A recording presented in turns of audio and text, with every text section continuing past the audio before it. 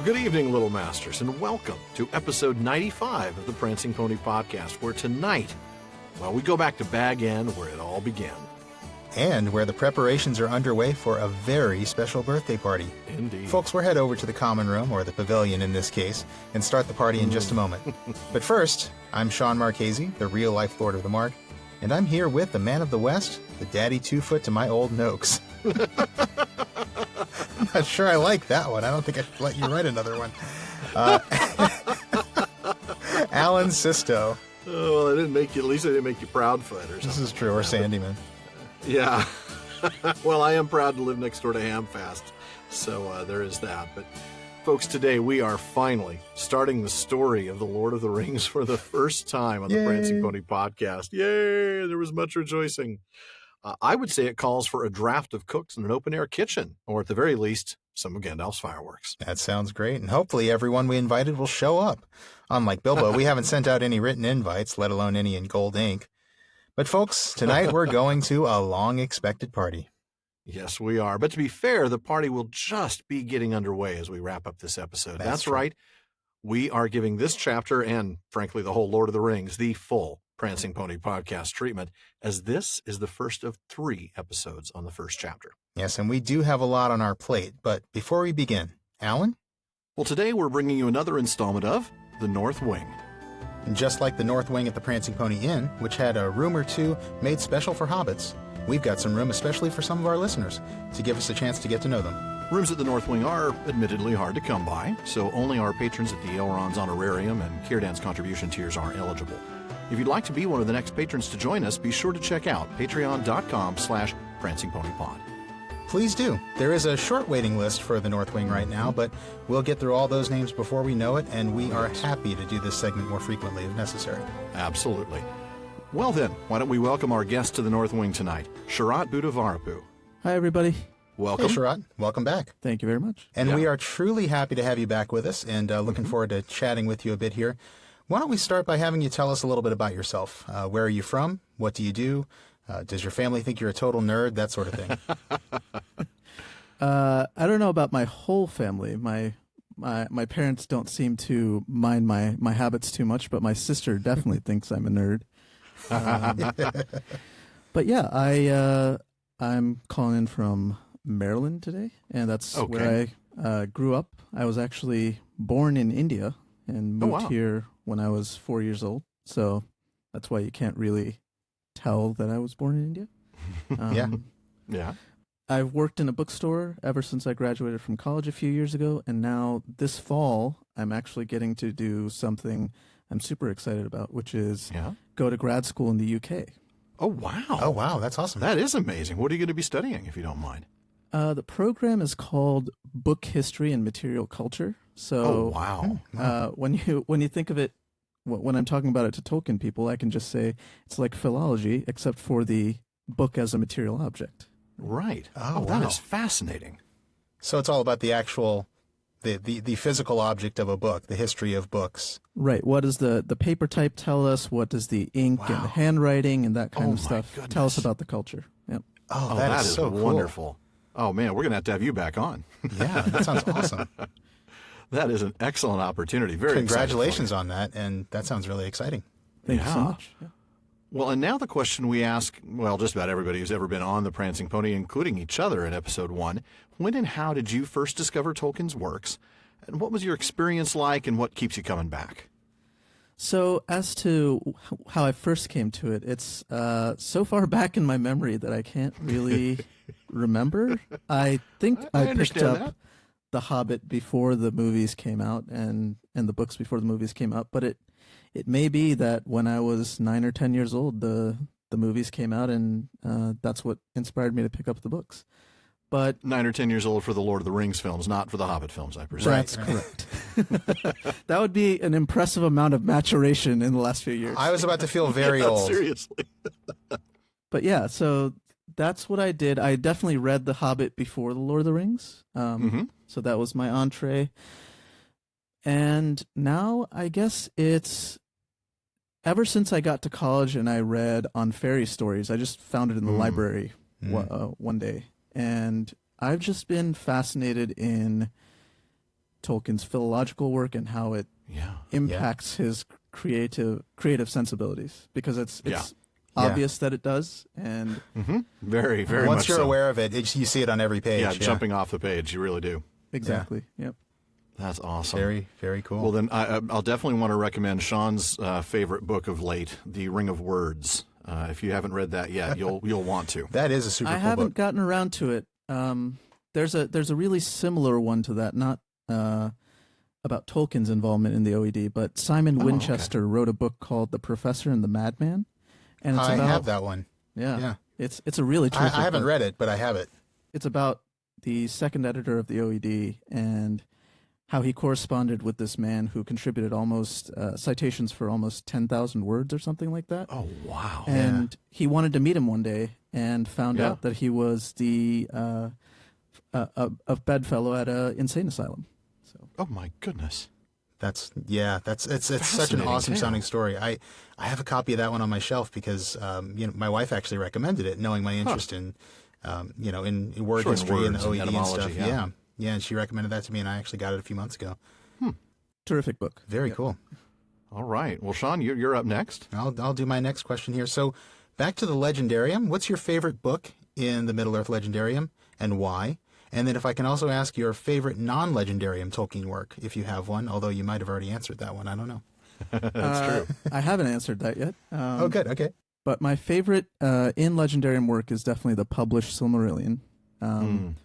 For some reason, as soon as I opened the pages, the music of the Ainur caught me, and I was sucked in from that point on. And then my favorite non-Legendarium work is Smith of Wootton Major, for sure. Yes. That's why we get along so well. A man after our own hearts. Yes. Every time you get to the point where the eucatastrophe in the tale, I don't want to spoil anything for people who haven't read it, but the eucatastrophe of the tale gets me tearing up every single time. Yes. Yeah. As it should, since you've read on fairy stories, Yep. That's kind of the point. Exactly. That's really what the eucatastrophe should do if it's well crafted. Yep, absolutely. Yeah, I do love that one. I ended up reading that one a few times when I was up late nights when my daughter was a baby, and I was up late at nights. I would occasionally just sit there and read Smith, and that was super cool. I haven't read it in a little while, but I recently obtained the copy that Dr. Flieger edited. The critical edition, yeah. So I've got that on my very short list of things to read in the near future. Yeah, the extra materials in that edition are really, really awesome. Yeah. Well, it doesn't surprise me. Certainly, that's something to look forward to. But boy, I definitely can hear what you're saying on the Silmarillion. The same thing. When you open that up and you just start to read Ainulindale, it takes your breath away. It's so beautiful. Just hearing the music of the language and just hearing the use the of musicality language. of the words. It's as elevated beyond Lord of the Rings as I would say Lord of the Rings is elevated beyond The Hobbit. The language is just at such a high level, and it's beautiful, and it's complex in a good way. And it's rich. It takes some work, doesn't it? It does. It certainly does. But you find something new every time you go into it. You really do. My favorite non-Tolkien author is probably Shakespeare, and good. The kind of music of Ainulindale is even older than Shakespeare, of course, but of course. Yeah. But the language music is like that. So yeah, it is. You're right. There's that richness, that almost archaic quality to it. It really feels like a work of mythology that was put together by thousands of people over hundreds of years. Yeah, exactly. As opposed to one man over 60 years. Over 50 or 60 years, yeah. Yeah, that always blows my mind. It is. It's mind-boggling. He's just one guy, All right, sure. Well, any Tolkien goals you'd like to share? Like, I don't know, tracking down a special book for your collection, going to a particular event or a mood or something like that? Anything along those lines? Well, this one's very achievable, but since I'm going to be in the summer a couple of months ahead of my grad program starting, I want to attend the exhibition at the Bodleian this summer. So, nice. Yeah. So it'll be fun to see some original materials in person. Wouldn't it be? Yeah, it certainly will. I'm sorry I won't be able to be there myself, but take some pictures for us. will do. Hoping I can figure out how to get to New York if it comes to New York like they say it will. So. Yeah, that would be nice. It's supposed to be, I think, next year, January? Yeah, I think so. It's going to be tough traveling around the holidays, but still, it's a once-in-a-lifetime opportunity, that's for sure. Yeah. Well, very cool. Well, I think it's probably time to jump on to our lightning round here. One of these questions has already been answered, though, in case you haven't noticed.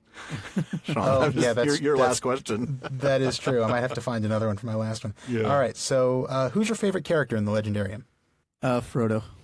Very good. Yeah. Your favorite scene or individual moment? Ooh. While Frodo and Sam are in Mordor, and Frodo talks about not remembering the smell of anything or the taste, all that sense thing. Yep. Good. That is poignant. Yes. What about favorite poem or song from the Legendarium? Oh my. I love, it's one of the Rohirrim poems. It's the one that starts out of doubt, out of dark to the day's rising. I wrote. Oh, right, yeah. Like that one. Yep. That is a rich one. The Rohirric poetry the songs are gorgeous, aren't they? Yep. For anybody who loves alliterative poetry, which we do. Is. Yeah, we do. Your favorite Tolkien artist, or if you have a particular piece, your favorite individual work of art? I've got to say Pauline Bain's art in Smith of Wooten Major. I really like that, especially the one where can't argue with that, when he's cowering before the marching elves. Yes, I know exactly which piece you're talking about. Yeah, that's interesting. I think so many people. I don't know that Pauline Bains would be the one that folks would mention out of all the Tolkien artists, but she really does have a touch, doesn't she?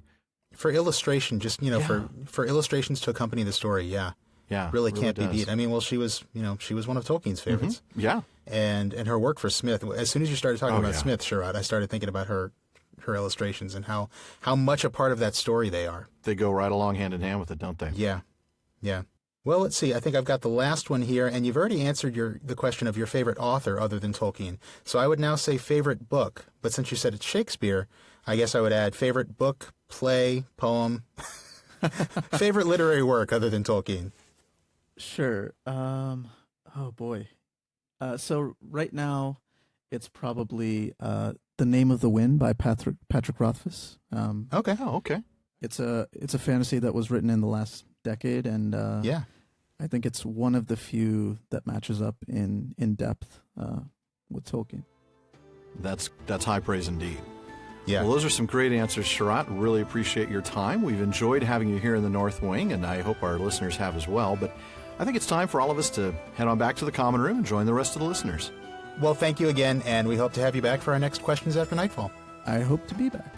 We'll see you then. And now, folks, we return you to the podcast already in progress. It's always fun to hear from our patrons, and I know we've got quite a few more to get to know. But for now, why don't we go ahead and jump into a long-expected party? I think it's a great idea. I'll actually start, at the place that's always a very good place to start, the beginning, Yay. as they say. So I'll just read the first little bit. All right. When Mr. Bilbo Baggins of Bag End announced that he would shortly be celebrating his 11th birthday with a party of special magnificence, there was much talk and excitement in Hobbiton. Bilbo was very rich and very peculiar, and had been the wonder of the Shire for 60 years, ever since his remarkable disappearance and unexpected return. The riches he had brought back from his travels had now become a local legend, and it was popularly believed, whatever the old folk might say, that the hill at Bag End was full of tunnels stuffed with treasure.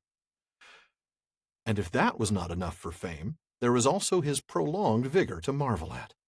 Time wore on, but it seemed to have little effect on Mr. Baggins. At 90, he was much the same as at 50.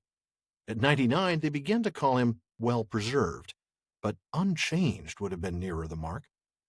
There were some that shook their heads and thought this was too much of a good thing. It seemed unfair that anyone should possess apparently perpetual youth, as well as reputedly inexhaustible wealth. It will have to be paid for, they said. It isn't natural, and trouble will come of it. Well, yeah, it's unfair. Yeah, that's life, man. It is unfair. Youth, wealth, pick one. Seriously. Give it up in time. Don't hold on to both of them forever. I do love that little assessment. It'll have to be paid for. Some good Hobbit sense there. It's exactly. They're not wrong. That there is something. There is would something be trouble wrong coming there. of it. That's true. Yeah, absolutely. Yeah. And it's not so much the wealth. I think if he hadn't bothered with the ring, the wealth would not have been a problem. But true. That perpetual youth thing. That is going to be a problem. Yeah. Yeah, it is. So, 11ty-first, though, I want to make sure that we get in on this because that's such a great phrase. It is. 11-1, 11ty-first. Yeah. And really, I mean, that just sounds childish, but there's some actual word nerdery going on there, isn't there? Yeah, this word is not made up by Tolkien. It's not just some silly thing he came up with. It actually does have a basis, unsurprisingly, in Old English. Color me surprised. No, it turns out, and I'm trusting more knowledgeable sources than myself on this, but Don't we always? Always, that's what we do. Medieval Germanic cultures often counted in long hundreds, which is basically a group of 120 instead of the decimal hundred that we're familiar with. Wow. This comes to me from Ring of Words, one of my favorite word nerd resources. It says, the answer lies in an ancient system of counting in 12s. Much later, at the end of the Middle English period, certain commodities such as fish were counted in hundreds that actually contained 60 or 120, and this was known as the Great Hundred or Long Hundred. It's a good thing I didn't count in hexadecimal. That would have been quite confusing. Yeah. I mean, all the way up to 160. Yeah. I mean, what's this base 12 thing? I mean, really? Right, I know. Yeah, so for this reason, because they still kind of had this this vestige of an earlier base 12 system, the Old English words for the numbers 70 through 120, which would have been the second half of this long hundred, all followed the same pattern. And I can't believe I agreed to read these words, but you get things like 170, 180, all the way up to 111, 112, and I'm probably horribly mispronouncing those. Well, maybe. But I don't know. I felt like I got got on one hand the number of people who will notice that, though. I felt a little Swedish chef creeping in towards the end, but that just happens when I'm speaking Old English. Or Wooten, Gleaton, Glouten, Globen, little Def Leppard there for you. Def Leppard, Rock of Ages. Or yeah, absolutely, man. Yep. I mean, if you're going to count in a foreign language, that's where you're going to go. That's right. Yep. That might be our first Def Leppard reference, I think. It might be. I know. Wow. I'd have to check, but yeah. We probably got another Pyromania reference in there somewhere along the way. We probably did. Because that's a classic album. That really is. But anyway, we digress. As always. So yes, this hund, that's the first syllable of all those words I just said, that was a prefix that could actually be included or could be dropped. And if you dropped it, you'd get 70, 80, all the way up to 11 and 12. And 12. Wow. So that's what Tolkien's doing. He's basically just, taking those and giving them a modern spelling. Which is really pretty amazing. Mm-hmm. Because, like I said, it does seem just like sort of a silly thing. Yeah. He does that with tweens, right? Which, again, we don't even need any explanation for that, but that one still bugs me though. Tweens, not his use. What bugs me about tweens is the fact that it now means something different. But does it? When I first, because tweens. What does it mean now? Tweens now means like 10 to 12. Oh yeah, you're right. It means like preteen. Yeah, exactly. Whereas Tolkien uses it to mean post-teen. Right, the 20s to 30. Right, the 20s to 30, that irresponsible period. And when I first read Lord of the Rings, I had never heard tweens before. And so I always think of tweens as the 20s. And so when everybody started talking about kids in the tweens, I was thinking, tweens is a thing now. I bet Tolkien would be proud of that. And then I mean like kids coming home from college and living in the basement and not getting a job? Is that what you mean? Right. And then I found out it means 10 to 12. And I'm like, well, that doesn't make any sense. I mean, it does, but it's not as clever as Tolkien's. Well, no, of course it's not. Is there anything that's as clever as Tolkien's? Yeah. Oh, goodness. But anyway, I derailed you because I just have a bone to pick with the use of tweens in Oh, no, that's okay. We journalism. can talk more about it when we get to tweens later. Yeah. And the fact that I didn't know that is kind of interesting. That is. It's like, really? How did I miss that? You will in a few years when you have one. But yeah. That's true. Well, there are some little interesting tidbits that I found, and we're not going to do this for everything, I promise, but this early bit is really interesting to kind of just think about the way that Tolkien shaped the story, the history of the development of this, going all the way back to the first phase, because each phase of his writing of the manuscripts also had different versions. And this chapter in particular, it's interesting to look at those early versions because of the way things changed. So in the first He version, changed it a lot this early on, didn't he? He did. He Yeah. really did. I mean, the first version, Bilbo gives the party at age 70 and says he's going to go off to get married, which is interesting, and that the story is going to be about his descendants, right? Or one of his descendants. So, that means that this has only been 50, so 20 years instead of 60 years. Less than right? 20 years, yeah. Oh, yeah, 19 years, actually, yeah. Yeah. So in the second version, he gives the party at age 71, so it's very close to the first version. Mm-hmm. But this time there's no mention of marriage. And in the third version, his son, Bingo, yeah, that's right, Bingo. Oh, yeah, Bingo gives Baggins. the party, Bingo Baggins, at his age 71 in honor of Bilbo's supposed 144th. Bilbo's not there because Bilbo in that version had disappeared with his wife, who was Primula Brandybuck. Right. The one who in our version is the one who drowns. Right. But he had disappeared with her. It was Frodo's mother. Right. So he disappears with her after his 111th birthday. So he's been gone for 33 years. Bingo gives the party in honor of the 144th. Well, then you get the fourth version. It's Bilbo again. He's back to being single. He's adopted his cousin Bingo, not his son. He again disappears on his 111th birthday, and Bingo gives the party at age 72. So it is getting closer. You can see by the fourth version it's getting closer. Yeah. He disappeared on his 111th, right? So his 11th. But yeah, very, very interesting. And the one consistent thing across all of these first phase manuscripts is that he's dirt poor by the time he leaves. He's out of money. And that maybe one of the things that's calling him away is more adventures to get more money. That's right. I think one of them, he was even talking about possibly going after another dragon again.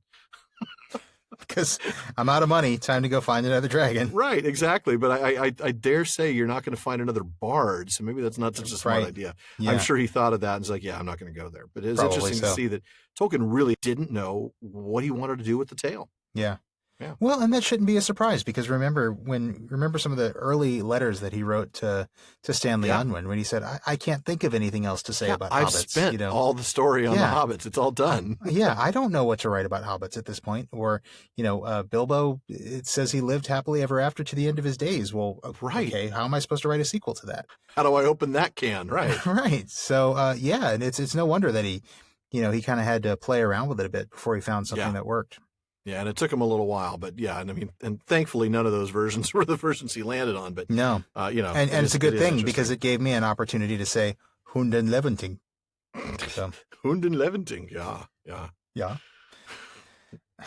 I'm just gonna say Unten Glieten Glauten Globen or whatever. That's all I can do. Either that or the Swedish Chef. So the effect of the ring. I think you already touched on this, but my goodness, the prolonged vigor. There was a time preserved, but unchanged would have been nearer the mark. That's a little creepy. Sort of like Dick Clark during his prime. I mean, there were times on New Year's Eve where I'm like, dude, do you have the ring? Do you have a ring? Come on. I mean, really? He was not tall. No, he was not. You're right. He was a kind of Hobbit-like height. That's true. Yeah, he was. But of course, he's dead, so he clearly didn't have the ring. True. Maybe he gave it up. Maybe he did. Maybe it was taken from him. They stole it. They stole it, princess. All right. Well, before we get too far off track, let's talk a little bit. Too late. Let's talk a little bit about Bag End. We've talked about this a little bit before. Just one of my fun word nerd things that I love is the way Bag End is basically a translation of cul-de-sac, the French cul-de-sac. Right. And we talked a little bit about this, I think, in the last chapter of The Hobbit. But you've got a fun quote from Shippey on this, don't you? That I think I talked about before, but we haven't actually read before. Yeah, the quote's well worth looking at. This is from The Road to Middle-earth, and I think we referenced it in episode 86. Shippey says, cul-de-sacs, and I can almost hear him. I'm trying not to do this as a Shippey impression, so bear with me if I slip into that mode because it's so very easy to take his everything he writes is totally. You can hear his voice. In his voice. Yeah. Well, and he's got one of my favorite words in this quote, but we'll get to it. So he says that cul-de-sacs are at once funny and infuriating. They belong to no language, since the French call such a thing an impasse, and the English a dead end. The word has its origins in snobbery, the faint residual feelings. How do I not say that like him? The word has its origins in snobbery, the faint residual feeling that English words, ever since the Norman conquest, have been low, and that French ones, or even Frenchified ones, would be better. I can only hear him talking. Oh, but yeah, only, yep. Cul-de-sac is accordingly a peculiarly ridiculous piece of English class feeling, and Bag End a defiantly English reaction to it. I love That's that. great. That's brilliant. Great. That is such a little slam on the whole cul-de-sac and this notion of, low versus high, and the Frenchified words, not French words, Frenchified. Because it is not a real French word. It isn't. It is a French phrase, but it's not used for that. Nobody says that. Good luck calling a dead end street in Paris a cul-de-sac. A cul-de-sac. They'll say, "What are you talking about?" Yeah. The impasse. Yeah. Right. You silly English bedwetting knigget. Why do you think I have this outrageous accent? That's right. I guess I should stop referring to my little area of my street I live on as a cul-de-sac. I'm going to start calling it a bag end. There you go. Or, well, not an impasse. No, it's a bag end, man. That's a defiantly English reaction to that silly Frenchified word. Cul-de-sac. Yeah. That's great. I'm going to have to live on a bag end now. Yep. No, I love that. That's great. It's, more Classic of Tolkien. stuff. We talked last time about Tolkien kind of bringing back English words, replacing French words in English with English words. That's kind of what he's doing here, isn't it? And Shippy here once again referencing the Norman conquest. Boo. I just had to throw that in there again. Yes. Here at the Prancing Pony Podcast, where we're rolling everything back to 1065. That's right. Back when things were simpler. Oh, boy. Yeah. How do we get the podcast out? Right. When it's 1065. Yeah. No, we can't. We're just going to paint everything on a tapestry.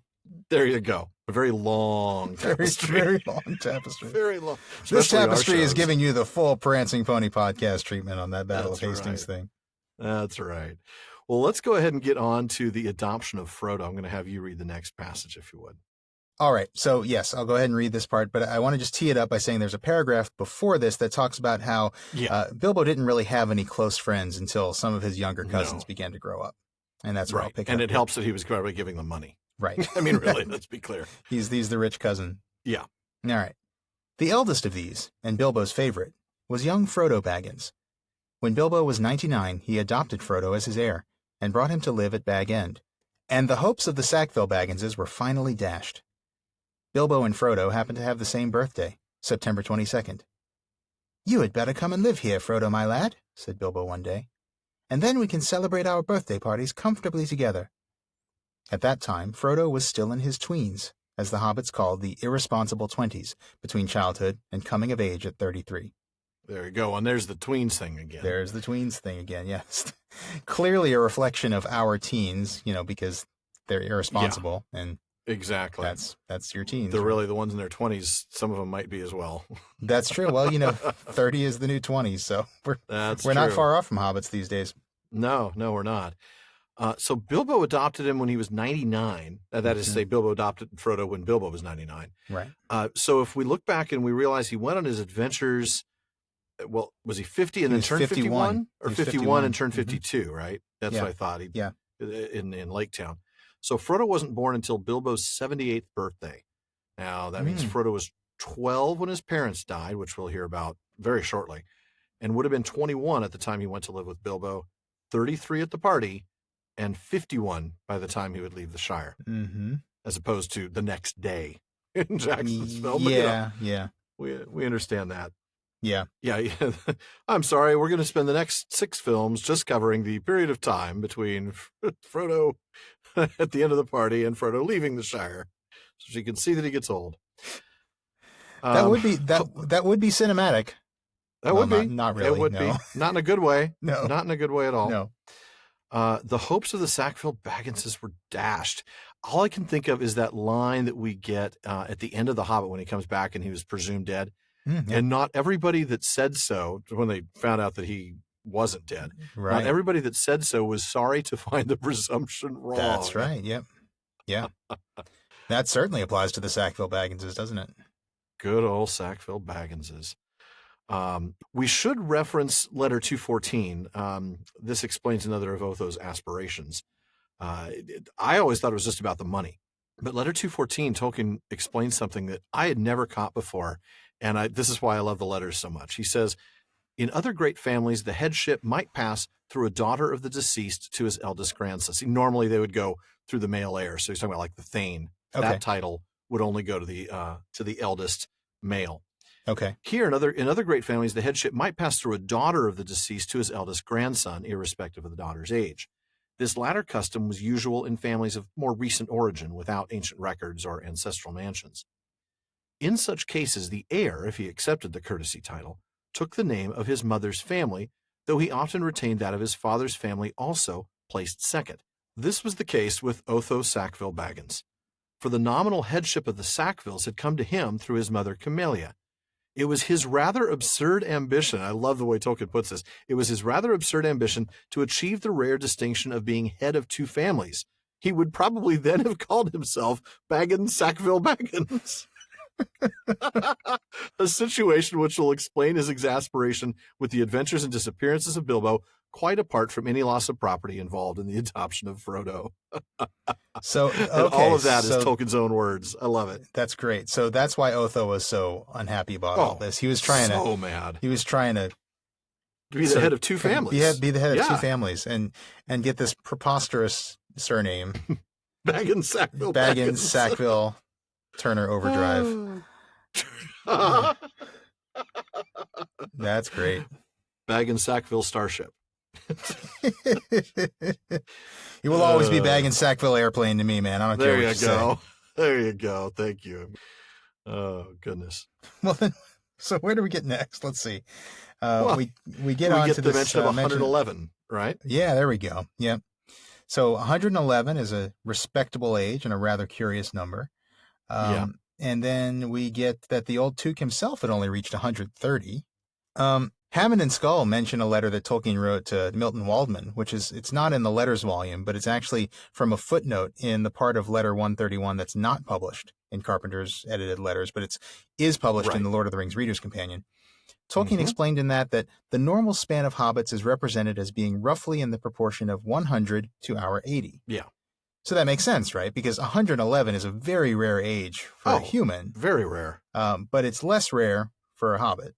And then, also correspondingly, we usually come of age before 33. Usually. Well, most of us do, historically. Yeah. Yeah, I think I came of age before I was 33. I mean, pretty close to it. Maybe 29. I don't know. I don't think I was still figuring things out. I'm still figuring things out, I'm still figuring things out. I'm 50 and I'm still figuring things out, man. Right. I am. I'm telling you. Well, I'll tell you what, I've got somebody who's older than 50 and I think he's got things figured out. His name is Ham Gamgee. And I'm going to read a little bit here. This is going to be a lot of fun. I'm going to try to handle these voices all right. All right. We're not going to read the whole thing. If you want a longer experience of this reading, go back to our Tolkien Reading Day episode. I think I read the whole dialogue section, whereas today I'm just going to read, a little bit. So let's hear it. No one had a more attentive audience than old Ham Gamgee, commonly known as the Gaffer. He held forth at the Ivy Bush, a small inn on the Bywater Road, and he spoke with some authority, for he had tended the garden at Bag End for 40 years, and had helped old Holman in the same job before that. Now that he was himself growing old and stiff in the joints, the job was mainly carried on by his youngest son, Sam Gamgee. Both father and son were on very friendly terms with Bilbo and Frodo. They lived on the hill itself, in number 3 Bagshot Row, just below Bag End. A very nice, well-spoken, gentle hobbit is Mr. Bilbo, as I've always said, the Gaffer declared. Well, with perfect truth, for Bilbo was very polite to him, calling him Master Hamfast, and consulting him constantly upon the growing of vegetables. In the matter of roots, especially potatoes, the Gaffer was recognized as the leading authority by all in the neighborhood, including himself. But what about this Frodo that lives with him? Asked old Noakes of Bywater. Baggins is his name, but he's more than half a brandy buck, they say. It beats me why any Baggins of Hobbiton should go looking for a wife away there in Buckland, where folks are so queer. And no wonder they're queer, put in Daddy Twofoot, the Gaffer's next-door neighbor. If they live on the wrong side of the Brandywine River, right again the old forest, that's a dark, bad place if half the tales be true. You're right, Dad, said the Gaffer. Not that the brandybucks of Buckland live in the old forest, but they're a queer breed, seemingly. They fool about with boats on that big river. That isn't natural. Small wonder that trouble came of it, I say. But be that as it may, Mr. Frodo is as nice a young hobbit as you could wish to meet. Very much like Mr. Bilbo, and in more than looks. After all, his father was a Baggins. A decent, respectable hobbit was Mr. Drogo Baggins. There was never much to tell of him till he was drowned. And I'll stop there, mercifully.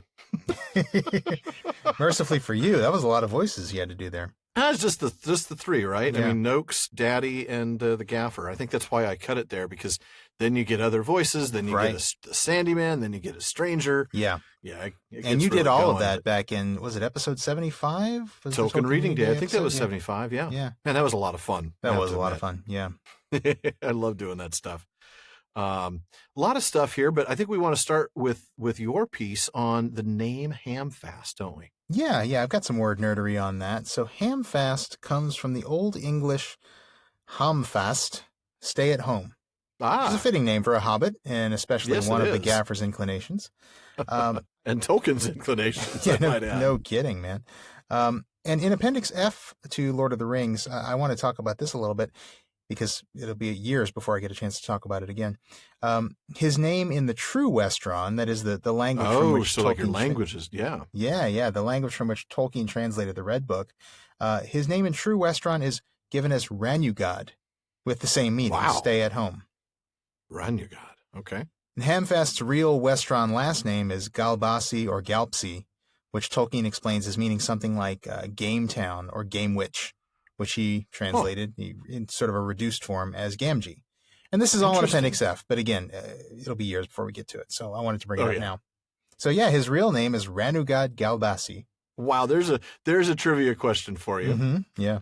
What character in The Lord of the Rings was really Ranugad Galbasi? Mm-hmm. Well, yeah, that's going to be Sam's dad right there. Yeah, I'm sure of it. Obviously. Did you read The Lord of the Rings? I know. mean, come on. As for Gamgee, it was an attested English surname, though not exactly common. It also had a vernacular meaning in English in Tolkien's time that he was familiar with, which Tolkien described in nomenclature of Lord of the Rings as, quote, a word for cotton wool, now obsolescent, but known to me in childhood, derived from the name of S. for Samson Gamgee, died 1886, a distinguished surgeon who invented Gamgee tissue, end quote. Now, Tolkien said that the use of this name actually influenced his decision, I love this, to have Sam eventually marry into a family named Cotton. I love that. That's so beautiful. It really is. I remember Tolkien did say of that it was a purely private jest of no importance to the tale. Right. And actually not fitted to it, though it belongs to childhood memories, which are a large ingredient in the makeup of the Shire. Yeah. That doesn't change the fact that it's awesome. That's right. That doesn't make it any less awesome. You are correct about that. And I guess I've got one more thing here on Ham Gamgee, and that's his nickname. Oh, okay. A little bit more word nerdery on that. Nickname Gaffer. Yes. He's not an electrician on a movie set. There's a joke for my friends in the film industry. Bad. Yeah. Also a joke for anybody who sticks around and reads the credits of the movie while they're waiting for Thanos or whatever to show up in that last scene. For the scene at the end. Yeah. No, a gaffer is simply an old man. The word is likely a contraction of godfather or grandfather, and it's actually got a feminine equivalent, which is gammer, which appears in the final chapter of The Lord of the Rings. It says, now there were thousands of willing hands of all ages, from the small but nimble ones of the hobbit lads and lasses to the well-worn and horny ones of the gaffers and gammers. I remember that, and I think we touched on that also on the Tolkien Reading Day episode. I think we did, yeah. And we probably made no comment whatsoever about the hands of the gaffers and gammers being horny. No. We just didn't say anything. No, we just left it right there. And that's what we're going to do now. We'll also do. That's right. So the other characters here at the Ivy Bush, we have Ham Gamgee, we have Old Noakes, we have Daddy Two-Foot. We also have Sandyman and an unnamed stranger. Can we just talk about Daddy Two-Foot? Of course we can. Why is he surnamed Two-Foot? Why is he named Two-Foot? Are there hobbits that, is there maybe he's especially short, that he's only 2 feet Oh, tall? okay. No, that makes sense. I'm thinking of like the number of feet he has. Yeah. Like, well, yeah, hopefully I hope so. They all have 2 feet. That's what I'm saying. Like, there's not a 3-foot clan, is there? But yeah, no, these are all duffel puds. What is that? To take a C.S. Lewis. Don't you remember C.S. Lewis, Voyage of the Dawn Treader, I think it was, or Prince Caspian? Which one was that? I think it was Voyage of the Dawn Treader. Haven't gotten They get to that that island. They get to that island, and they got those monopod creatures. Oh, okay. That they hop around. They have one giant foot. I am so behind on my C.S. Lewis. I really need to read the Narnia series. That's great. Dufflepuds. Well, 2 foot makes much more sense now that you explained it as height as opposed to... He must be short. Yeah, that makes a lot of sense. Yeah, because they just call me Daddy Two Hands, you know? I mean, right. Come on. Yeah. Yeah. It's not a very distinguishing feature. Daddy Two Ears. That's what I'm saying. He's that guy. He's that guy with the 2 feet. You know with him. the 2 feet? You know him. Yeah, he looks just like everybody else who has 2 feet. Yeah. All right, so we've talked about Daddy Two Foot. Old Noakes, Sandyman, and the unnamed stranger, because presumably Tolkien ran out of names. Tolkien never runs out of names. Come on. That's exactly what I'm thinking. That was a sarcastic comment. Because come on, Tolkien's naming everybody under the sun. Yeah. So I don't know how he just got a stranger that doesn't have a name. I actually think that's just a way of making sure that we remember this is a stranger. He's a total stranger. I think you're right. Name. Yeah, because at this point in the story, all of these names are equally unfamiliar to us. So, right. But he could have given any name he wanted. Right. But the point here is he's a stranger to these people, to the 4 people that are talking at the Ivy Bush. Exactly. What else do we learn? Well, we learn that Sam is tending the garden at Bag End, and that Ham has been at it for 40 years. So that would be 20 years after Bilbo's return when he started. That's right. And 7 years before Frodo was born. That's how long he's been working on the garden there. That's right. Yeah. We get that he's called Master Hamfast by Bilbo. Yeah. I like that. Master use. It's that archaic. Yeah. It's kind of an archaic use of the word. Yeah. Sign of respect, of knowledge. Right. Yeah. Even though Bilbo is actually older than him. Yeah. Well, it's more like, you know a lot about potatoes, so I'm going to call you Master. You are the potato master.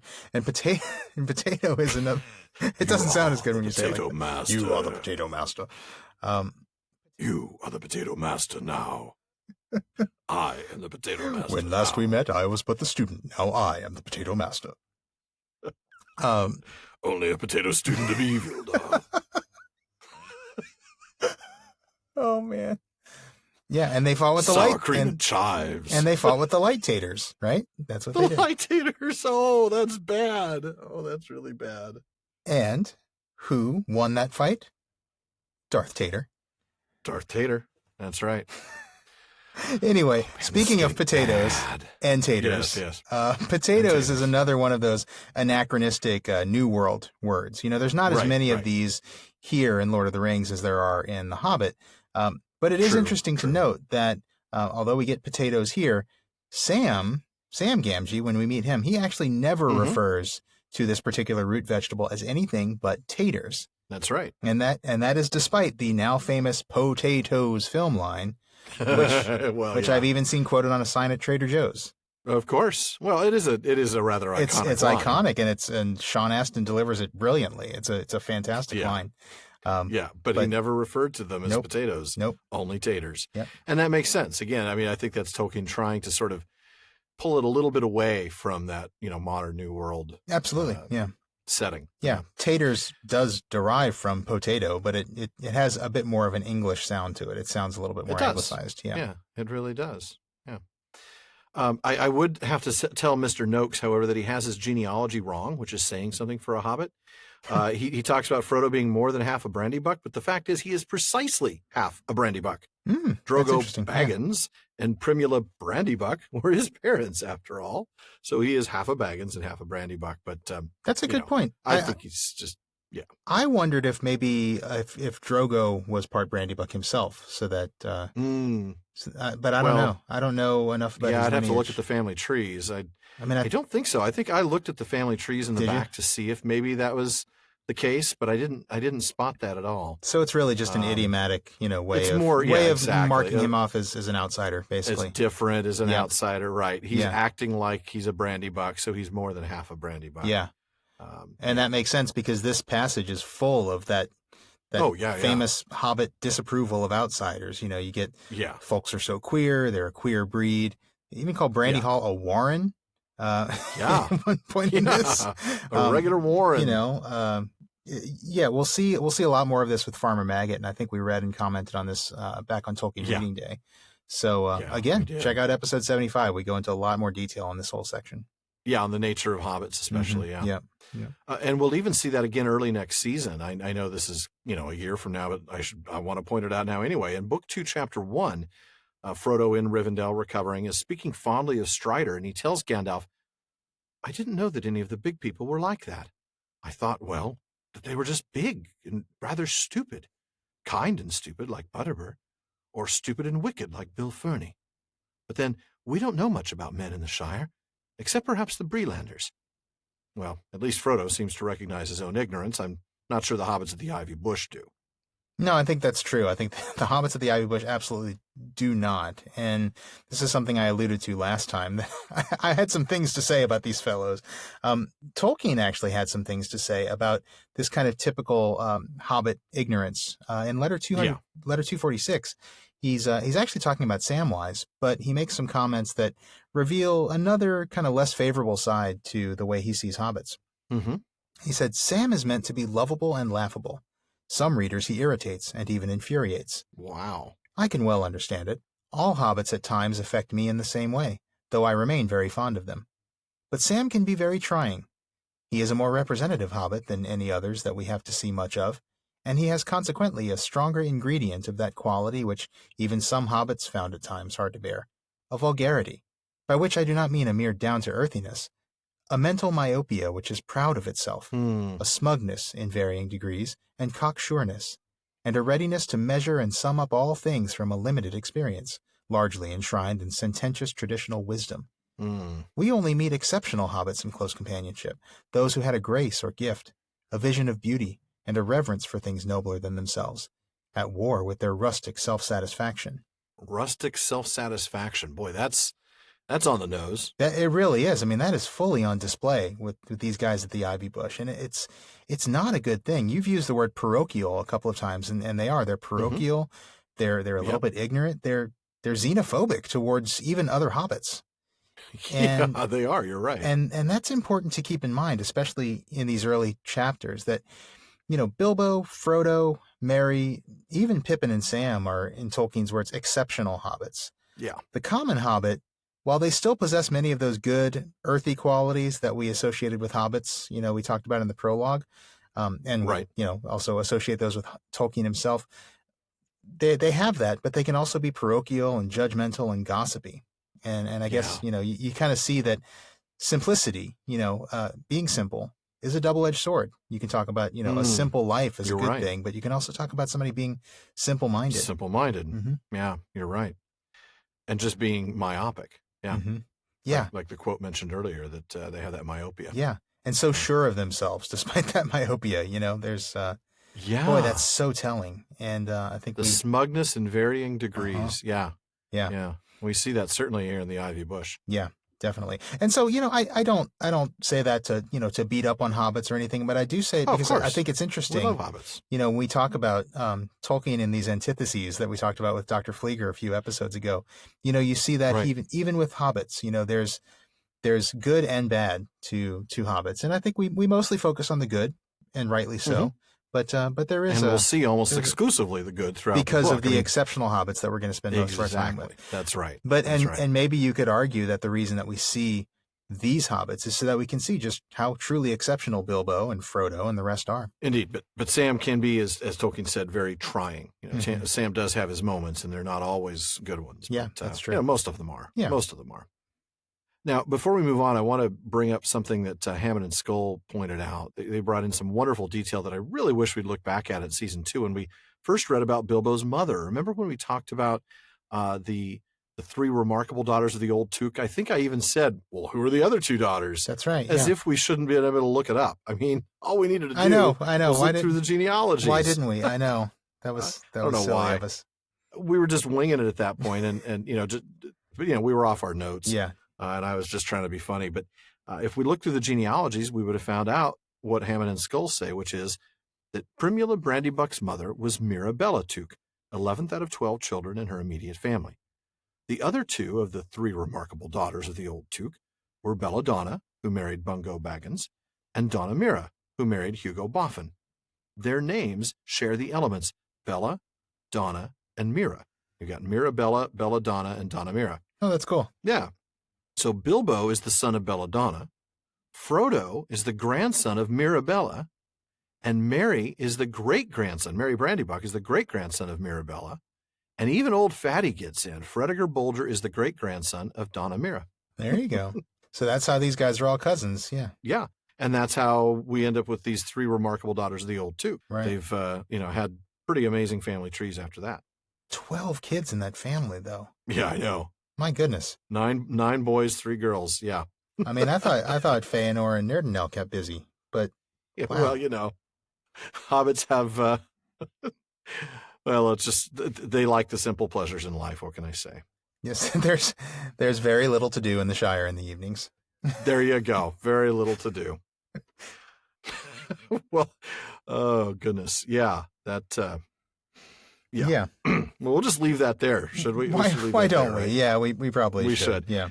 Instead, we should probably talk a little bit about the stranger's speculation on Bilbo's wealth. I mean, even this stranger who doesn't have a name has heard these rumors. Yeah, these rumors have gotten around. Yeah.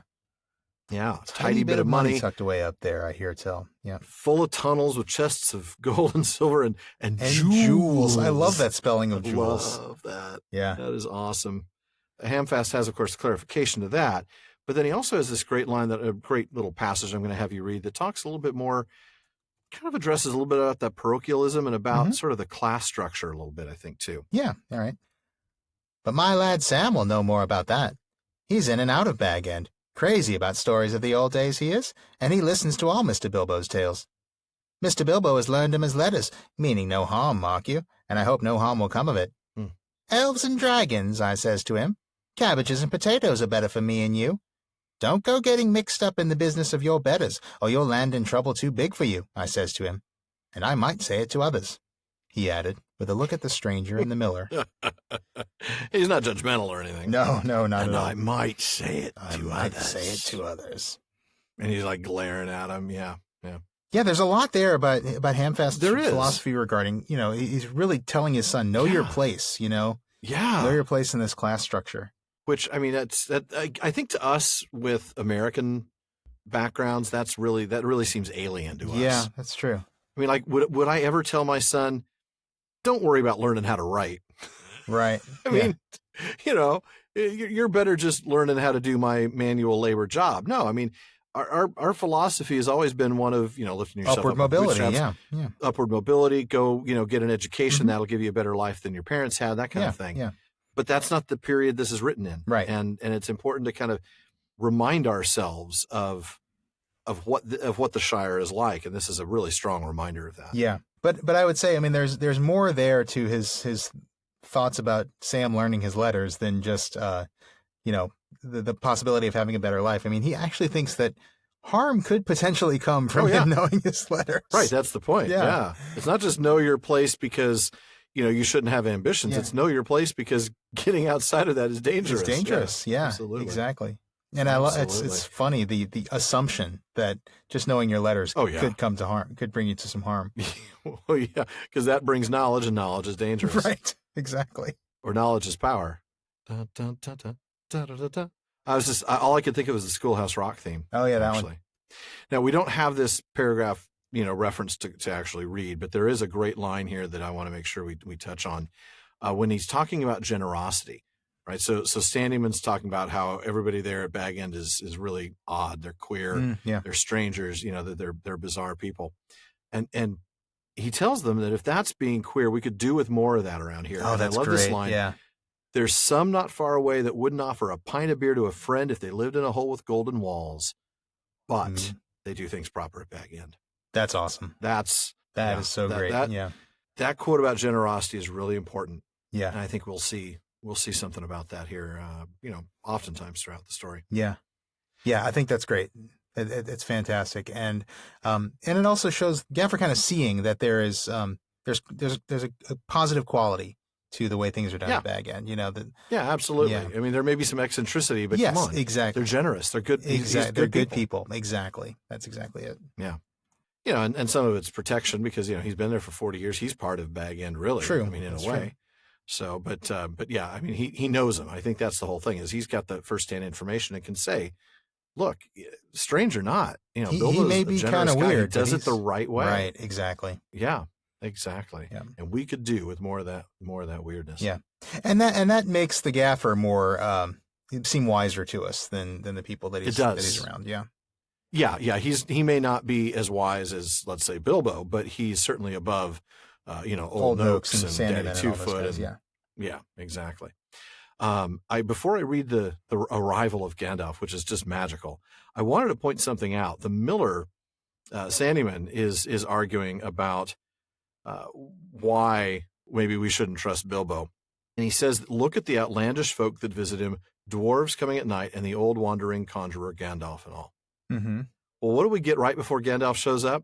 We get a cart rolling up the hill. It was driven by outlandish folk singing strange songs, and they were what? Dwarves with long beards and deep hoods. That's great. I didn't pick up on that. That is a direct... The outlandish folk, and it was driven by outlandish folk. I mean, the exact phrase. That is a... But, yeah. That is a very subtle humor, Isn't it? Yeah. It is. That's awesome. It really is. They were driven. They are outlandish. Yeah. They are not from this land. They are from outlands. Yeah. It's not it doesn't make them, untrustworthy. It doesn't make them anything other than just not from here. They're just not from here. So, yeah, exactly. There's nothing wrong with that. I'm going to go ahead and read the next couple paragraphs here, or the next, little bit about Gandalf's arrival. And I want you to compare this to the description of Gandalf that we see in The Hobbit. It really very closely mirrors it down to the hilariously long eyebrows. So here we go. My wife would make me trim those, by the way. Just have to say. Mine too. Yeah, I would. Yeah, seriously. Long before they reach the hat If I get brow. one, yeah, exactly, one that even kind of like stands out a little bit, she's like, you got the old professor eyebrows. You got to trim those. For me, it's the sideburns. If my sideburns get too long, she calls me Martin Van Buren. She makes me trim. Martin Van Buren. I love it. That's magical right there. We're gonna. If you think I'm editing that out of the show, no, please don't. That's why I said it. Keep it. All right. Well, we're going to go ahead and read this passage then. At the end of the second week in September, a cart came in through Bywater from the direction of Brandywine Bridge in broad daylight. An old man was driving it all alone. He wore a tall, pointed blue hat, a long gray cloak, and a silver scarf. He had a long white beard and bushy eyebrows that stuck out beyond the brim of his hat. Small hobbit children ran after the cart all through Hobbiton and right up the hill. It had a cargo of fireworks, as they rightly guessed. At Bilbo's front door, the old man began to unload. There were great bundles of fireworks of all sorts and shapes, each labeled with a large red G and the elf rune. And how do I read the Tengwar G and then the Kirth G, but that's what's there. Yep. That was Gandalf's mark, of course, and the old man was Gandalf the Wizard, whose fame in the Shire was due mainly to his skill with fires, smokes, and lights. His real business was far more difficult and dangerous, but the Shire folk knew nothing about it. To them, he was just one of the attractions at the party. Hence the excitement of the Hobbit children. "Gee for grand!" they shouted, and the old man smiled. They knew him by sight, though he only appeared in Hobbiton occasionally and never stopped long. But neither they nor any but the oldest of their elders had seen one of his firework displays. They now belonged to a legendary past. There you go. You're not kidding about the way it mirrors the description in The Hobbit. I was actually looking at that while you were reading, and exactly the same language. Tall, pointed blue hat, a long gray cloak, a silver scarf, long white beard, and bushy eyebrows that stuck out further than the brim of his shady hat. That's really hard to imagine, by the way. It is he'd have to get product. He'd have to get product for his eyebrows. They'd be all stiff, and just they'd be all waxy, and that is I just have to assume that's an embellishment. Yeah, I have to too. But Bilbo's asking him, do you want any eggs? Do you want any, ale? No, but if you have any moose, my eyebrows are starting to fade. Yep. I mean, come on. Great stuff. There's so many things you can use bacon grease for these days. Just. Oh man, he's always smelling of bacon. But that's why Bilbo likes hanging out with him. There you go. There you go. I do love the subtle reminder. Well, it's not subtle. It's actually right there and plain as day. But that his real business was far more difficult and dangerous. That's great. I love that. Yeah, with, a little bit of foreshadowing. And a reminder of how sheltered the Shire folk are. Yeah, that's true. Yeah, they only know him as this guy with these awesome fireworks, but that nobody has seen in like 100 years. But yeah. Yeah, that's interesting too. The idea that only the oldest of their elders had ever seen one of his firework displays. They belong to a legendary past. There's a reference. The funeral of the old Took, right? Yeah, and there's a reference in The Hobbit chapter 6, which I think it's chapter 6, where it says that Bilbo had not ever forgotten the fireworks at the old Took's Midsummer Eve parties. Right. So yeah, there's just this first appearance of Gandalf. We're getting all these little nods back to his appearance in The Hobbit, and I think that's really cool. Mm-hmm. And yeah, you're right. Gandalf had made a special study of bewitchments with fire and lights. Even the Hobbit had never forgotten the magic fireworks at Old Took's Midsummer Eve parties, as you remember. There you go. Yep. Thank you for that. Yeah. I love ebooks. I think the last line is really important. They now belonged to a legendary past. There's something about legend. There's something about myth. There's something about the past that things take on a life of their own. The memories that even these kids, they can't remember it, but they've heard about it. Yeah. And they've heard about it. And the tale keeps being told. Yeah. And so it's now a legend. Mm-hmm. And it's the same kind of legend of Bilbo's wealth. Yeah. Right. Mm-hmm. I mean, it's the same kind of concept of this tale that's been told over and over again. In this case with Gandalf, it's true. In the case of Bilbo, it isn't. But anyway, just legendary past I thought was interesting. Yeah, that is. And in a book which is itself a legendary past. That's to exactly. Our world. Yeah. That's exactly right. Yeah. So it's like the past, the legendary past of the legendary past. Yep. That's precisely right. It's so legendary. It's legendary to the legendary. It's like how much more legendary could this be? And the answer is none. None more legendary. None more legendary.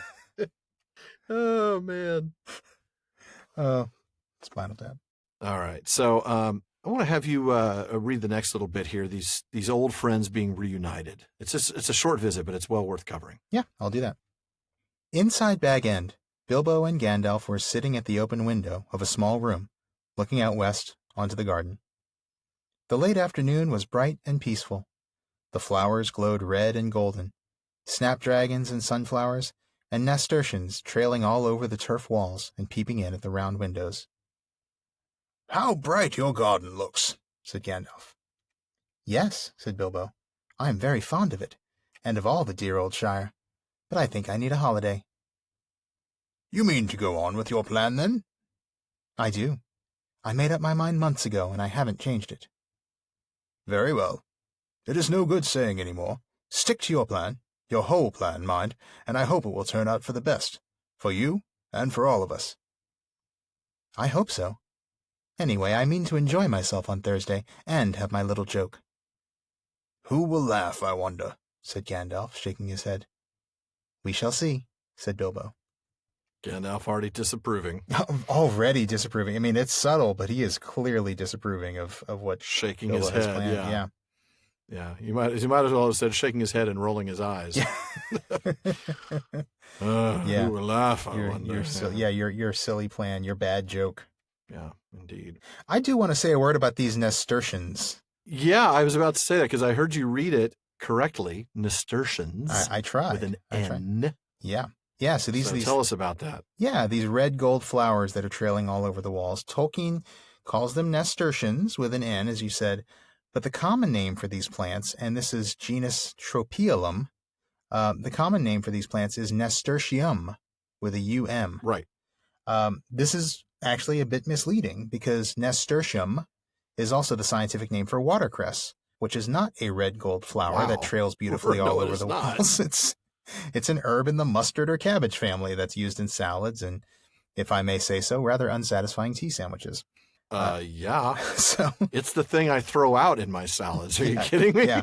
Ew. Yeah. Watercress. Watercress sandwiches. I wasn't a fan. Sorry if that makes me parochial. No, not at all. Nope.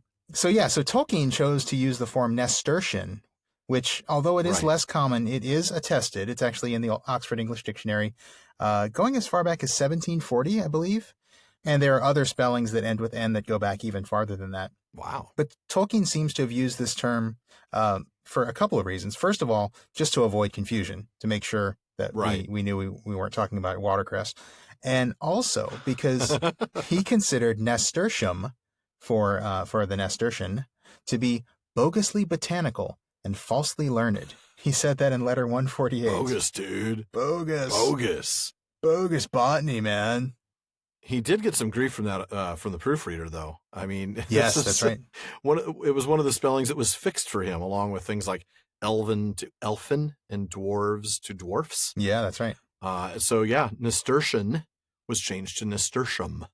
So in letter 148, he charmingly says, "I was put to the trouble of proving to him his own ignorance, as well as rebuking his impertinence." Proofreader's crying in a corner. I know, he's just curled up in a ball. I'm sorry, Professor. I'm sorry, Professor. I'm sorry. I swear I'll never do it again. I know, it's so great. He says, "I was put to the trouble, as well as rebuking his impertinence. So though I do not much care, I dug my toes in about nasturtians." So he doesn't even care. Though He's I just do not much berating this care. guy. Yeah, I do not much care. Oh, my goodness. But I dug my toes in anyway. I love that stubbornness. It's beautiful. You know what? He knew what he wanted to say, and he knew how he wanted to say it. Yes, he did. That's right. I can respect that. I can too. I have one more observation about these flowers, and this comes from Flora of Middle-earth by Walter S. Judd and Graham A. Judd. There is an entry in that on nasturtians where they say some of the stuff that we've just said too. But they also say that, of course, yeah. But they also say that we are told that hobbits love good-tilled earth, a well-ordered and well-farmed countryside, and that growing food and eating it occupied most of their time. So we naturally think of them primarily as agriculturists. However, the hobbits of the Third Age also grew plants solely for their beauty, as represented by Bilbo's garden, and thus were also horticulturalists. Right. Like the elves, hobbits sought to live in beautiful surroundings, and indeed, in Bilbo's and Frodo's heightened appreciation of floral beauty, we see an aspect of their character that reveals them as elf friends. Oh, that's wonderful. I love that. Yeah, it's a reminder. They're not all about just the plants that they can eat. They also like just enjoying the beauty of flowers. Yeah, just the aesthetics. Yeah. Right. Yeah. I have to wonder. I don't know. I wonder if there's a way to tie this notion of them being horticulturists and the beautiful gardens. It makes me think of Faramir's words about gardeners when he says to Frodo, "Your land must be a realm of peace and content, and there must gardeners be in high honor." Yeah. And I wonder, I don't know. It just made me think of that. That's the appreciating that beauty. Yeah, I wonder. Yeah. Faramir is recognizing that hobbits can appreciate the beauty of the natural world in a way that is somehow sort of elvish, and it's not something that men usually take the time with. Yeah, I think so. Well, right, and I think that's the observation when he says that it must be a realm of peace and content, because you really wouldn't be able to pursue that if you were like Minas Tirith, constantly just worrying about your own very existence. That's true. Yeah. No, yeah. I think you're right on. Well, I think this also reminds us. We talked about this. I was going to say in an episode, but it wasn't. It was another one of our Patreon specials. It made me think of the one we talked about recently about the Shire being a Warwickshire village around the time of the Diamond Jubilee. Oh yeah. So it makes me think of an English garden with these plants, all ordered and grid-like and just beautiful, and really well done and well tended. Mm-hmm. Yeah. And that, of course, is just another reminder of that. If you are a patron, please go listen to our Patreon special from the second quarter of this year on the fascinating discussion about the Shire being a turn of the 19th century, a Victorian village rather than a medieval village. Yeah, exactly. And you whereas so much of the rest of Middle Earth is medieval, right? Yeah, and you probably wouldn't see beautiful trailing flowers in the garden in a medieval fortress or medieval village. Yeah, right. That's a good point. Right. Let's see, anything else? Well, I think we learned what we touched on earlier. The plan was originally, interestingly enough, this plan was Bilbo's plan and has been his plan all along. But Gandalf really is make it very clear you need to follow through on all of the plans. So we're going to, it's a little foreboding. We'll see what he's talking about later. The part that Bilbo's a little hesitant to do. And I think it's because of that he doesn't find the humor in it. Is it that, or is it just he knows that there's does he know Bilbo's whole plan? He knows that it's going to involve the ring and he knows that Right. it's just bad news to use the ring, and maybe that's why he's disappointed. I don't know. Yeah, I mean, he certainly doesn't. He only has his suspicions that it's the One Ring. He doesn't. That's know true. Yeah, yet. We know that because that's coming up. that's in coming the up next in the next which- chapter. But he already knows that 3 it's more episodes it's from now. yeah. But he already knows that it's a powerful It's a ring, and that it potent shouldn't be magic ring. used. It Exactly. shouldn't be used as a trifle. Magic ring shouldn't be used lightly. No, Yeah. they shouldn't. Yeah. I wonder. I don't know. I think we could probably spend some time on this maybe as we go on. Why exactly is Gandalf so disapproving of this plan? I think it's funny. I don't know. Yeah. I think it really is the wearing of the ring, just not using the ring unless absolutely necessary, just because it could be the one. I mean, it turns out to be. Yeah. And I think his fear is, what if it is? If it is the one, you really don't want to put that on your finger. Yeah. I even wonder if maybe it has a little bit to do with the fact that it's kind of a mean-spirited trick that Bilbo wants to play on the hobbits. That's true. He's kind of a little bit. kind of messing with them, kind of teasing them a little bit. You know, he just wants to see them confused. And maybe Gandalf wonders that if Bilbo uses the ring in that way, in a way that is a little bit mean-spirited, is he going down that path, that Gollum path? Yeah. Wow, that's a very I wonder. interesting, Because we talk about the fact that, Bilbo started his ownership of the ring with an act of pity. And we can see how that's very allowing Gollum to live. Yeah. Is, changes dramatically Yeah. the path that he takes, even as possessor of the ring. Yeah. And so maybe Gandalf is a little concerned that, this mean streak is coming out of Bilbo. I don't know. I could be reading too much into it, but it's interesting. I find Gandalf's reaction here very interesting. Yeah, and very unspecified. Yes. Very, like you Right. said, there's really a lot of things he could be unhappy about here. Very open to reader interpretation. Exactly, to application. Applicability, and not yep. to allegory. Yep. I'm going to go ahead and pick up kind of the end of our section for tonight. This is the party preparations progress on the Prancing Pony podcast. Talk about your plosives. Yeah, exactly. And this is, of course, such an iconic scene, and we had to read something from it. So we're just going to read from the notice appearing on the gate. Okay. A notice appeared on the gate at Bag End. No admittance except on party business. Even those who had, or pretended to have party business, were seldom allowed inside. Bilbo was busy, writing invitations, ticking off answers, packing up presents, and making some private preparations of his own. From the time of Gandalf's arrival, he remained hidden from view. One morning, the hobbits woke to find the large field south of Bilbo's front door covered with ropes and poles for tents and pavilions. A special entrance was cut into the bank leading to the road, and wide steps and a large white gate were built there.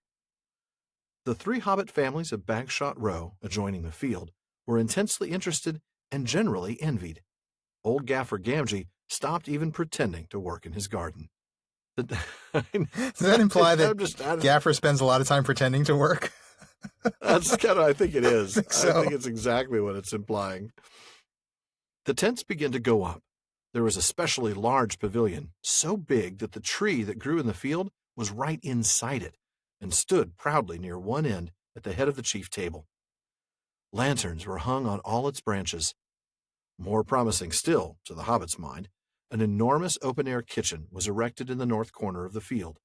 A draft of cooks from every inn and eating house for miles around arrived to supplement the dwarves and other odd folk that were quartered at Bag End. Excitement rose to its height. Then the weather clouded over. That was on Wednesday, the eve of the party. Anxiety was intense. Then Thursday, September the 22nd, actually dawned.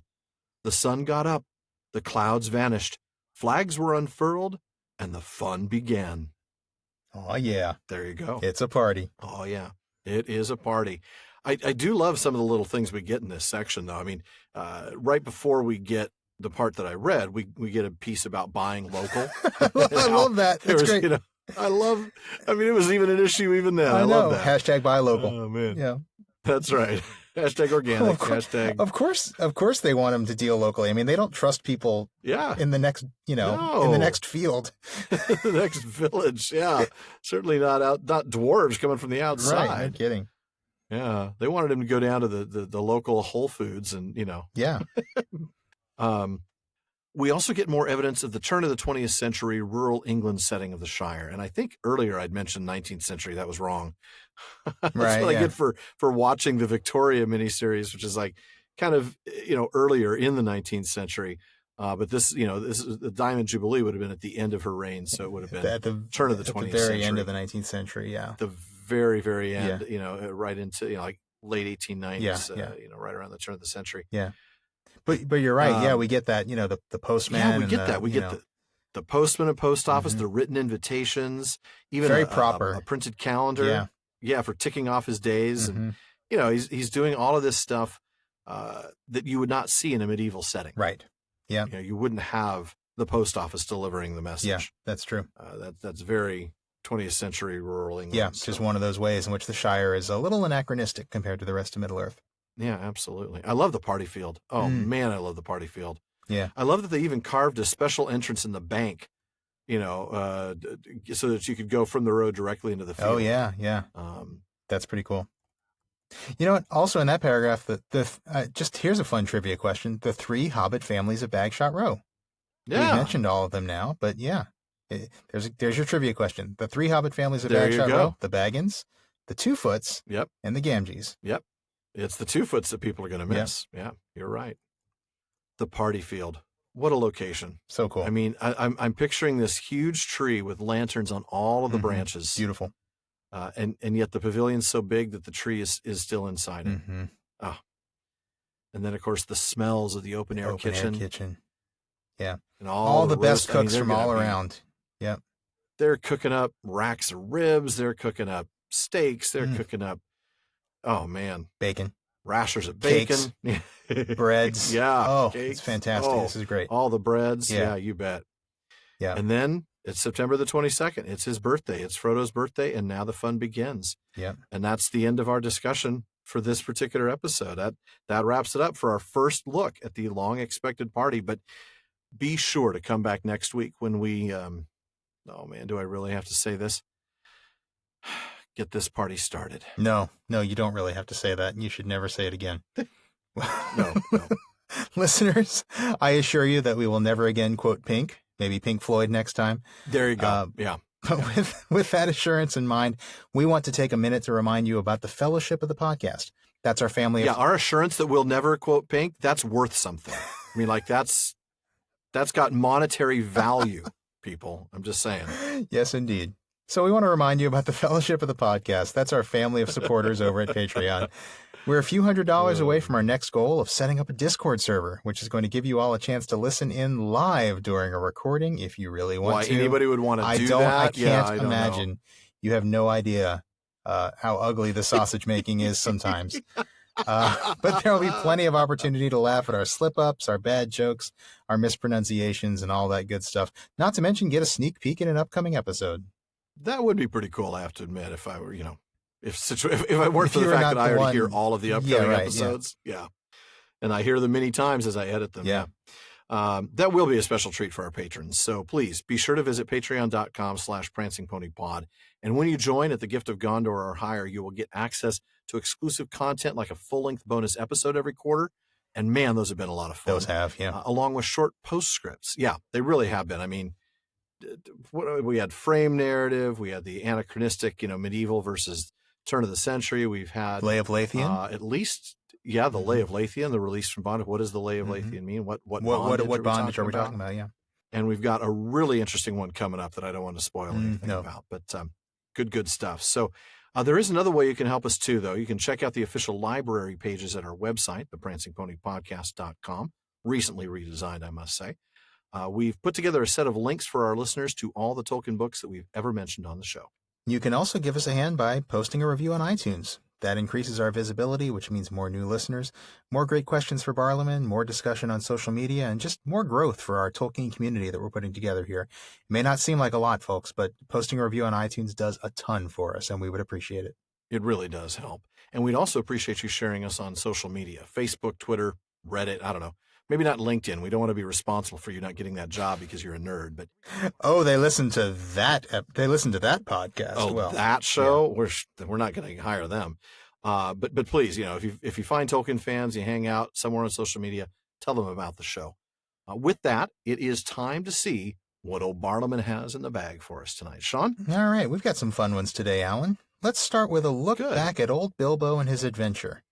Marcus B. from Cork, Ireland, wrote to us a few months ago with 2 questions, both from The Hobbit, and I'll start with this one. In Chapter 2 of The Hobbit, Roast Mutton, the dwarves say of the land they are crossing, they have seldom even heard of the king round here. Are the dwarves referring to the king under the mountain, that is, Thorin and his lineage, or are they referring to a different king? Maybe a reference to the old kings of Arnor, but why would they refer to that? And if it's not either of these, would there be another kind of king in the region? Well, I think this is probably answered in the prologue, which we covered last episode. That's why I started with it. Well, of course. Part 3 of the prologue talks about the relative lack of government. We discussed that a little bit in the Shire, and the tradition that they were still subjects of the king of Arthedain. Tolkien wrote, "Yet the hobbits still said of wild folk and wicked things, such as trolls, that they had not heard of the king, for they attributed to the king of old all their essential laws, and usually they kept the laws of free will, because they were the rules, as they said, both ancient and just." Now, of course, in The Hobbit, this comment is attributed to one of the dwarves. We're not told which one. But this could probably be explained by one of 2 things. Either A, the dwarves picked up some Hobbit idioms while wandering the region around the Shire, or B, and I kind of lean towards this, Bilbo, writing a memoir by a Hobbit for Hobbits, sort of translated that idiom from something that the dwarves actually said into his own local vernacular. Yeah, I think that's probably more likely too. It is, again, the whole thing is written by Bilbo, so it makes sense that he would translate it into, his own Hobbit idiom. His own particular idiom? In my own particular idiom. Yeah.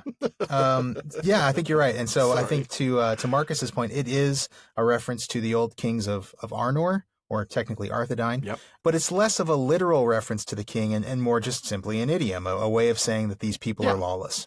Right. I agree. So that's one down. Marcus's other question concerns Bilbo himself. Wow. Marcus got 2 questions in. Did. Lucky man. Yeah, they were related, so. It says that Bilbo had a very comfortable life. He didn't need to work, apparently, had the best hobbit hole in the area, and by all appearances, he comes across as a wealthy hobbit. Quite. We hear he is a descendant of great families, both Took and Baggins. Is there any indication of how he makes a living, or do you think it's down to wealth that his family has accumulated throughout time, and maybe partly from adventures that the Took ancestors might have had before him? Or would it be a possibility that Bilbo is a landlord, and he lives off renting his land to other hobbits? Wow. That's a good question. But sadly, we really don't have any indication of how he makes a living. No, we don't.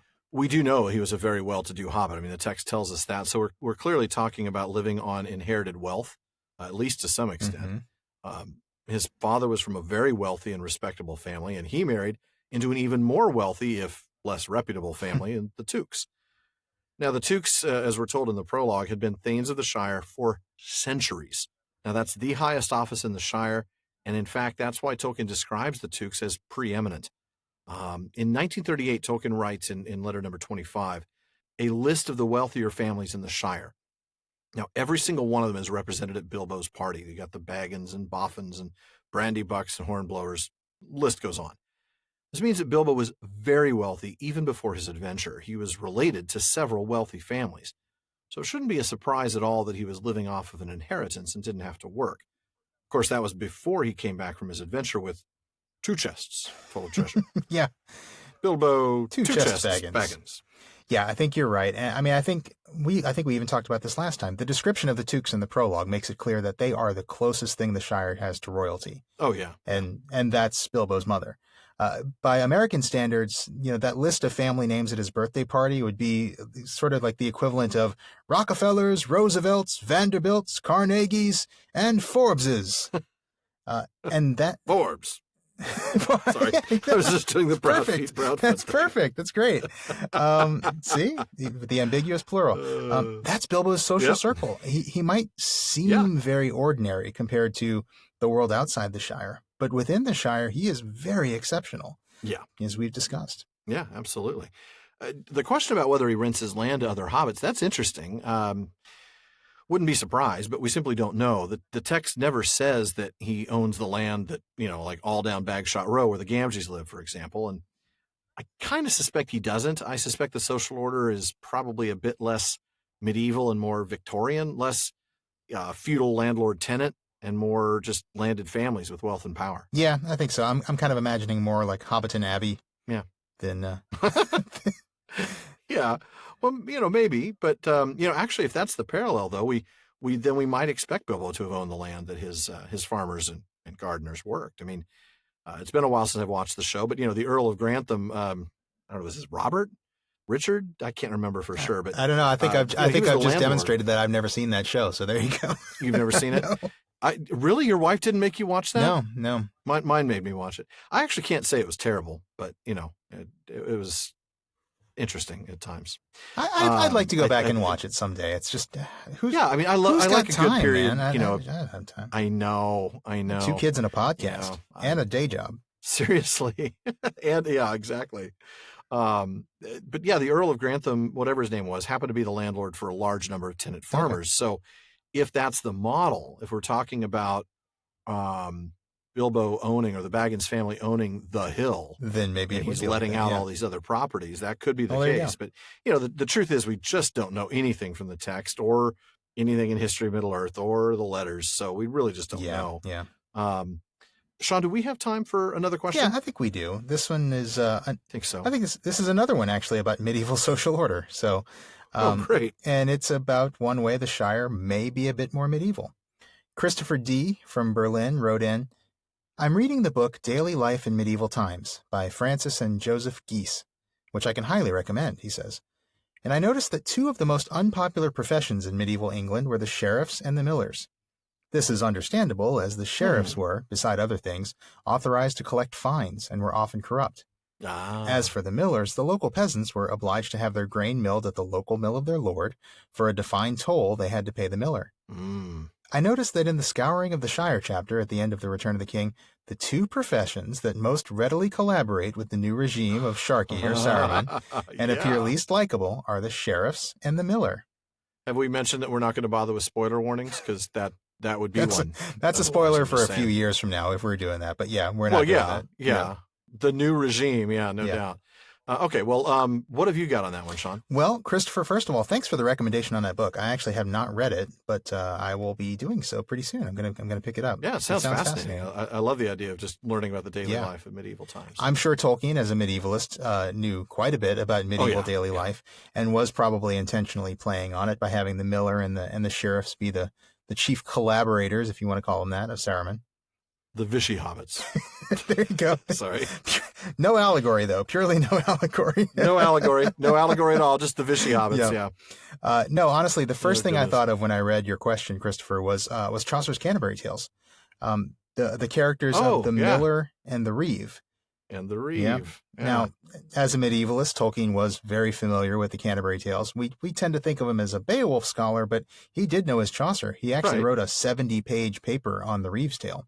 Oh my goodness. That's amazing.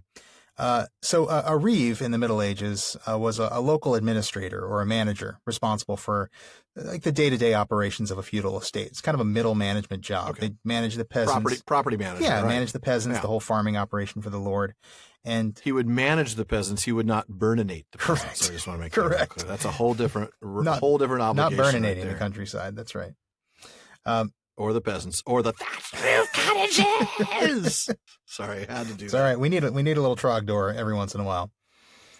Always. And as you'll remember from last time, the word sheriff or sheriff comes from Shire reeve. So that's why I bring up the reeve, in comparison to the sheriffs. Right, yeah. The miller... I figured that out, but just in case... For folks who maybe don't remember that from last time. Yeah. From last week. Yeah. Or maybe didn't catch that episode for whatever reason. That's true. They might not have, or they might have just picked up with this episode. Yeah, it's a good point. We should. But the miller and the reeve in the Canterbury Tales are both pretty churlish and unlikable. I mean... Ooh, I like that word. Churlish. That's a good word. I think Chaucer actually uses it. That's probably why I'm thinking of it. But he probably does. I mean, I should probably say the miller is actually really funny, but he is like uncouth and foul-mouthed and lower class. The reeve... That's what makes him funny. Exactly, yeah. The reeve isn't even funny. He's just awful. He's just vindictive and corrupt. No. But yeah, I think that's generally how they were viewed in medieval times. I think both millers and reeves seem to have this reputation for being corrupt. There's, stories of millers fixing their scales so that they could, weigh the grain, weigh the grain is heavier than it actually was, and they could take extra tolls for milling the grain. Reeves were known for exploiting the workers. And that's right. Exploiting the working class. And then embezzling from the lords. Perpetuating the... Sorry. Yeah, I know. I can't remember the line now. How can I not remember a Monty Python line because it's late? I know, seriously. But they would exploit the workers and then they'd embezzle from the lords. They're just, they just are seen as bad guys. I kind of think, and I haven't read this anywhere, but I kind of think that both professions might have been viewed as class traitors to some degree, because they're working class people who have gotten into a position of power, and they're not afraid to step on other working class people to gain wealth and favor from the upper class. And that seems right on par with what we see, later on as Saruman kind of sinks his claws into the Shire. Yeah, spoiler. Yeah, I agree. I mean, there's always somebody who's willing to step on his or her peers in order to get an advantage. Yeah. I mean, things have always been that way. You mentioned that, and I immediately started thinking of tax collectors in biblical times. Yeah. They were working for Rome, and so even though they were Jews, they were Hebrews, and they would be looked down upon, and it was like the profession you didn't want, but it did make you rich. Right. Yeah, I mean, it could if you were corrupt, right. But yeah, I mean, certainly you're all there's always those professions out there, yeah, and there's always those people who are willing to do that. Yep. Absolutely. Well, folks, that wraps it up for another episode of the Prancing Pony Podcast. Can you believe it? Please be sure to join us again next week when we join the Bagginses, Boffins, Tukes, Brandybucks, Grubs, Chubbs, Burrowses, Hornblowers, Bulgers, Bracegirdles, Good Bodies, Brockhouses, and Proudfeet for a party of truly special magnificence in the second part of a long-expected party. No Forbeses in that group? And now I can breathe while Sean says something. No Forbeses in that group. No. Well, thanks again for listening, and thank you for making our common room on Facebook such a fun place to be. Yeah. We want everyone to be a part of this conversation, and it does not stop when the episode ends. So please see the comments, the questions, the corrections, and more on Facebook at The Prancing Pony Podcast, on Twitter at Prancing Pony Pod, and on Instagram at Prancing Pony Pod. And a very special thank you to our patrons at the Kierdance Contribution tier.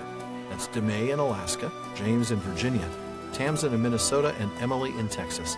Truly, thank you. Make sure you don't miss any episodes of the Prancing Pony Podcast by subscribing to the show. You can do that through iTunes, Spotify, or your favorite podcast app. And one last thing as always, don't forget to send your thoughts, comments, and, well, most of all, your birthday presents to us, to Parliament at theprancingponypodcast.com, and we'll try to get him into our next show.